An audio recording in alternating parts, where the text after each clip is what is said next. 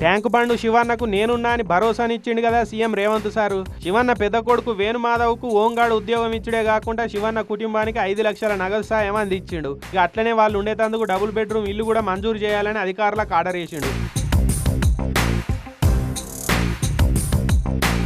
ఇంతకుముందు కేసీఆర్ సార్ సర్కారు ఉన్నప్పుడు శివన్నకు నెక్లెస్ రోడ్ కాడ కట్టించిన డబుల్ బెడ్రూమ్ ఇళ్లలా ఒక ఇల్లు మంజూరు చేసి ఉండే.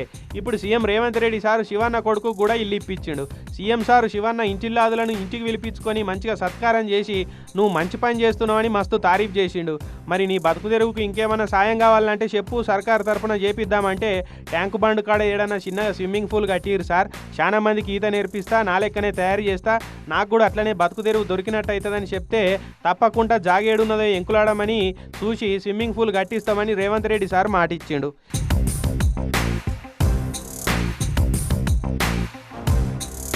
ఇక సీఎం సార్ ఇంటికి పిలిచి శివన్న కష్టాన్ని మెచ్చుకున్నందుకు శివన్న ఇంటిల్లాదులు కూడా మస్తు సంబరం అవుతున్నారు. హుస్సేన్ సాగర్లో ఎవ్వరు దుంకి జీవి తీసుకుందాం అనుకున్న ఎంబడే ఈత కొట్టుకుంటూ పోయి వాళ్ళని కాపాడేది శివన్న.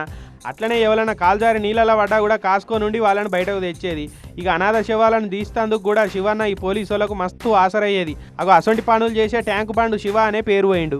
అగో అసొంటి మంచి పనులు చేస్తున్న మనిషిని సత్కరించుకోవాలి కాబట్టి నేను ఈయనకింత ఆసర అవుతున్నా అని సీఎం సారు చెప్పుకొచ్చిండు.